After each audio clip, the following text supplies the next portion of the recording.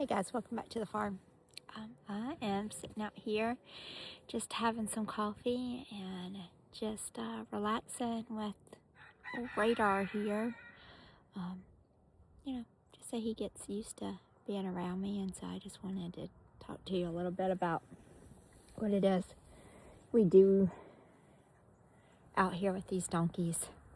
Training donkeys is slow work. People with a lot of anxiety or a lot of people who are very goal oriented may struggle with working with donkeys, because one thing that I think people like, especially about programs that are very successful, is it gives you step-by-step instructions, and you don't move on from, step 1 and 2, and you have very goal-oriented pacing. And a lot of people too tend to think that needs to be done on a timeline. Sometimes with majority of horses, that works out pretty good. But working with donkeys and mules is a little different. It may take a lot more time. It may take hardly no time. Sometimes it takes a lot of times. Like this guy is a little bit more on the suspicious side of things. His personality is just kind of like that. So it's taken, a little bit more time, which I really haven't spent a whole lot of time with him because, it's been snowing and icing and, 0 temps and things like that all this week. So we've just been barely surviving this week. So I really haven't spent a whole lot of time with him. So I am now. And he's laying down. He's taking his little morning nap. So I'm not going to bother him while I drink some coffee. And I'm just going to sit out here and hang out with him until he's ready to get up. And one thing about that is that it's really, really good for me, too, because I get to just come out here, spend some time, and relax, and not do anything else. I'm not answering emails. I'm not making phone calls. I'm filming this little portion here just to tell you all about it, and then the rest of the time we're just sitting right here drinking coffee, enjoying the sunshine, and listening to the birds. And that's literally a training session. People don't tend to do that with horses very often, even though we should. One thing about the donkeys is they really taught me a lot about that. A lot of times going slower, you get to where you want to go a lot faster. And I do use this a lot with the horses, because it does seem to be a lot helpful too. But the thing is with donkeys, if you go over and just start pushing on him and really pushing the envelope when they're not ready, you're not going to get anywhere at all. You might be able to force it onto a horse, but you're not going to be able to force it onto a donkey or a mule. And so that's a little bit of the difference there with them.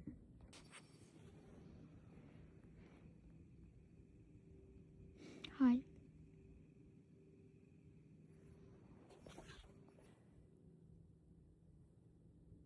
So I moved closer just to hang out some. He's a little bit like, what the fuck are you doing here? So I'm just going to stay here until he ignores me. And I'm going to ignore him.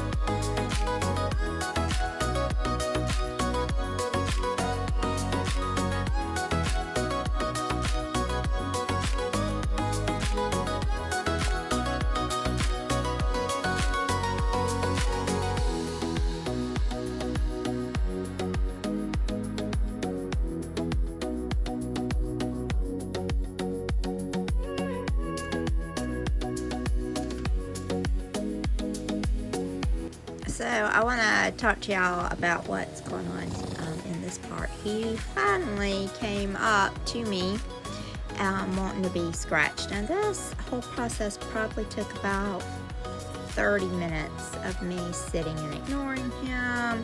Then he came up, let me scratch his ears, and then I stood up and now I'm scratching, on his body while standing. And one thing his old owners told me is that he won't let you touch him past his withers. So what I'm doing is the approach and retreat method. So I know he likes his withers scratched, so I would just kind of start there.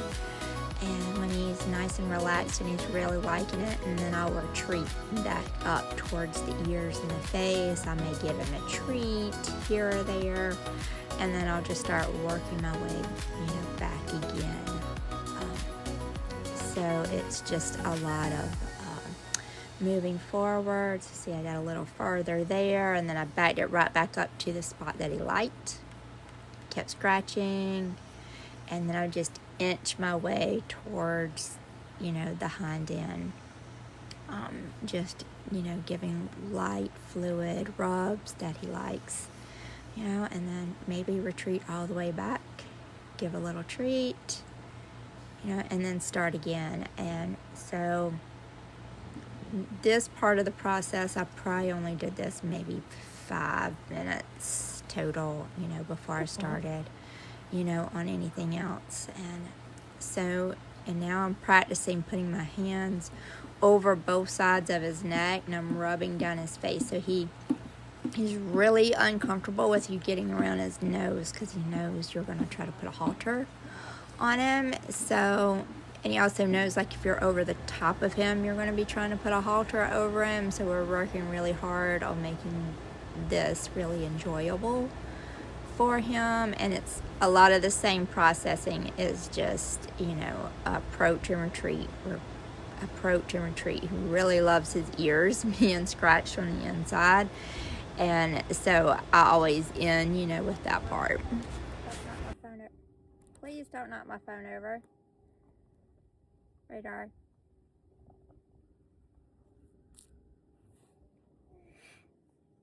Thank you. Thank you for. So, of course, I missed it on camera because I put my phone down. But I got him haltered.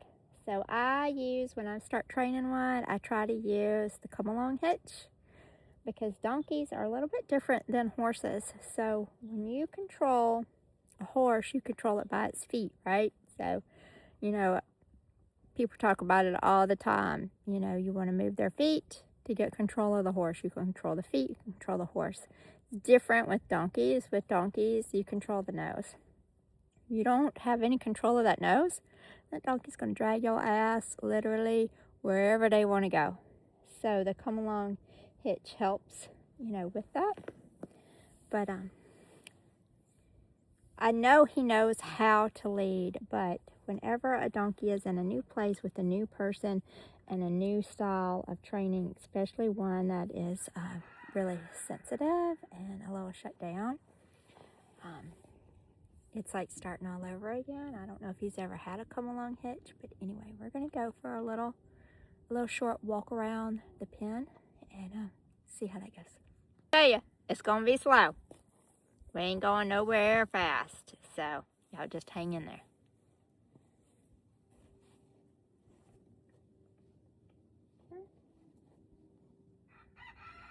Good boy.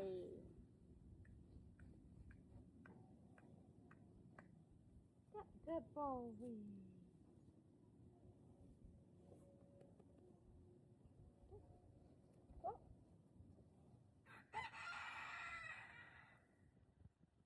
Good job.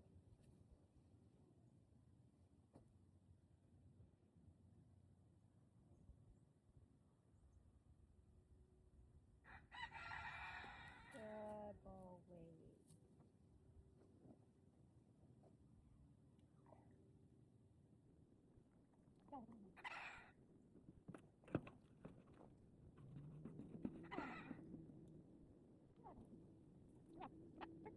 Good job. Good job. Good job. Good job.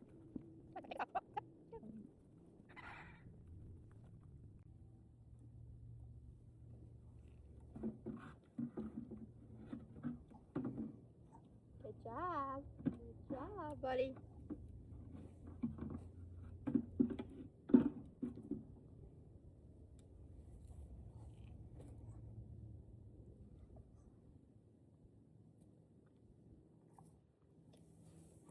Okay. All right, so we're going to stop there. That's literally all we're going to do today. Because I want him to start trusting me that I'm not going to do anything that's going to put him in a dangerous situation or in trouble. But I want to keep his head straight. Like, I don't want him to turn from me like that. So we're going to stop there. And then as soon as I know that I can come in here and I can catch him, put this on him and walk him around in here with relative ease, then I'll turn him loose with everybody else. And I'm sure we'll have to start all the way back over again, but at least I know it can be done. And we'll go from there. So I took it off and I walked away from him. So I didn't give him the opportunity to try to scoot off and run away from me. I just dropped the halter off. You see it's laying there on the ground, and then I scooted off and I left him. He did not get a chance to leave me, and so that's always important. Think about it, huh? Yeah, you see that rope? Don't chew it up, don't tear it up, please. Good boy, you did so well. Very proud of you. You're a good ass. Yes, you are. Yeah, see, that rope's not gonna hurt you. No, it's not. You did so good. All right, I wanna go get you hay, because I'm done. Can you get off the rope so I can get it, though? I don't want to go over there and spook him by grabbing it and then, like, revert everything I just did. So that's probably why he's standing on it, so I won't come get it.